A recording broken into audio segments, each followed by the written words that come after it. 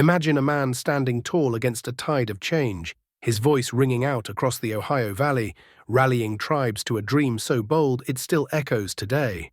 That man was Tecumseh, a Shawnee warrior and visionary whose life feels like it leapt from the pages of an epic novel. Born around 1768 in what's now Ohio, he didn't just live through history, he tried to rewrite it. Tecumseh's story starts in a world on fire. The American Revolution had barely ended when settlers began pouring into native lands, treaties be damned. His father died fighting them, and young Tecumseh grew up watching his people's way of life erode. By his teens, he was a warrior, fierce and fearless, with a hatred for injustice that burned hotter than a prairie blaze. But he wasn't just muscle. He had a mind that saw farther than most. While others fought skirmishes, Tecumseh dreamed bigger, a united native confederacy stretching from the Great Lakes to the Gulf of Mexico, strong enough to push back the encroaching United States. By the early 1800s, he was on the move, traveling hundreds of miles, on foot, on horseback, visiting tribes like the Creek, Cherokee, and Ojibwe. His message? Stop selling land to the whites. It's ours, all of ours, and we lose it piece by piece unless we stand together. Picture him at a council fire, his words sharp as flint.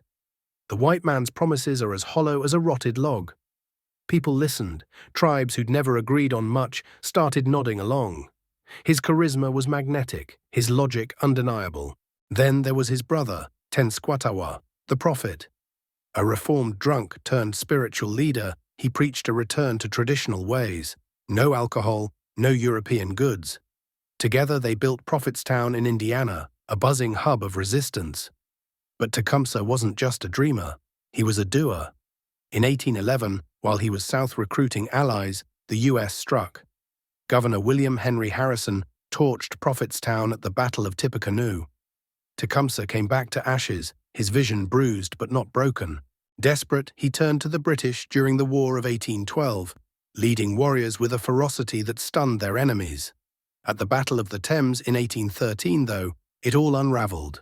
Outnumbered and betrayed by shaky allies, Tecumseh fell, shot dead at 45. His confederacy crumbled, and the U.S. swallowed more native land. Yet Tecumseh's no footnote. He's a thunderclap in history, a man who saw unity as survival, who fought not just with arrows, but with ideas. His life asks us, what's worth standing for? Even now, his name stirs something fierce and proud, a reminder of a dream that refused to die quietly.